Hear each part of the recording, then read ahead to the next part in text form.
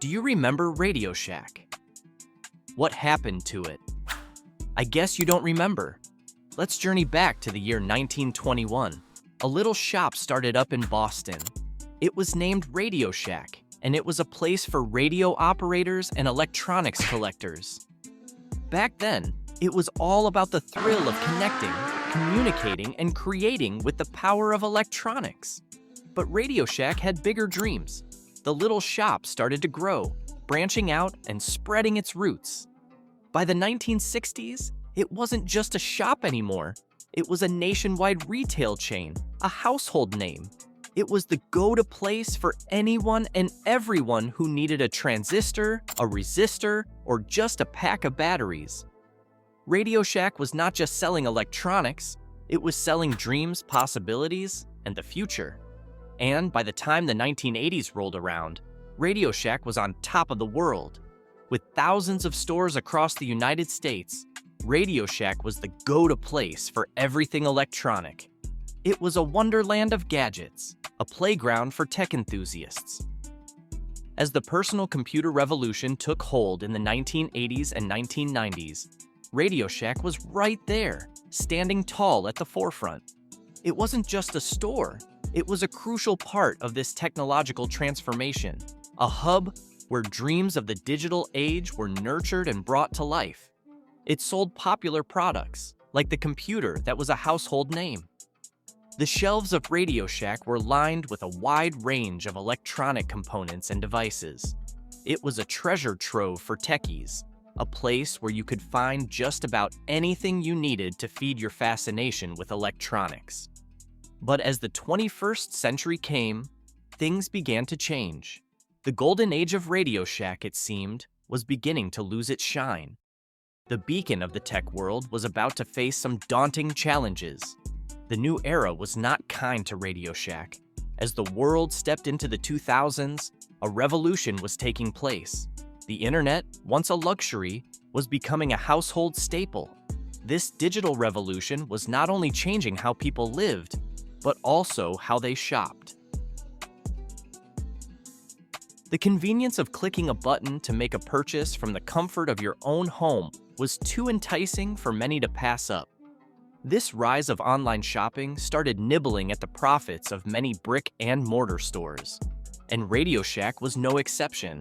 At the same time, big box retailers such as Best Buy and Walmart began to flex their muscles, offering a wider variety of products, often at lower prices. They were a formidable force. These retail giants started to eat into RadioShack's market share. Further adding to its woes, RadioShack, once a go-to place for electronics, was now battling to keep customers coming through its doors. In response to these challenges, RadioShack tried to diversify its offerings. It ventured into areas like cell phones and satellite TV, hoping these new products would attract customers. But these attempts were akin to putting a Band-Aid on a wound that needed stitches. The cell phone market was already crowded, and satellite TV was struggling to compete with cable. These ventures did not make up for the decline in RadioShack's core business of selling electronic parts and gadgets. RadioShack was like a ship trying to navigate through a storm. It tried to steer clear of the waves, but they were too strong and too many. The internet and big box retailers were the storm, and RadioShack was the ship. Despite its attempts to diversify and adapt, the company was unable to keep pace with the rapidly changing retail landscape. Despite its efforts, RadioShack was unable to keep up with the changing times. The decline had begun, and the once iconic brand was starting to lose its shine. The challenges were mounting, and the future was looking increasingly bleak for RadioShack. By 2015, RadioShack was in trouble.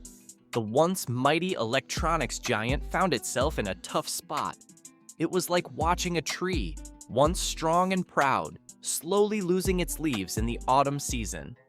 In 2015, RadioShack did something it never thought it would do. It filed for bankruptcy. It was like a big, scary monster called bankruptcy had come to town, and RadioShack couldn't fight it off. But the story didn't end there. Just 2 years later, in 2017, RadioShack had to face the monster again. This time, many of its stores had to be closed or sold off. It was a sad time for RadioShack. But like a phoenix rising from the ashes, the brand name RadioShack managed to stay alive. It found a new home online and in a small number of stores run by other people. The rise and fall of RadioShack is a cautionary tale for businesses in the digital age. So, let's remember RadioShack, learn from its story, and keep moving forward.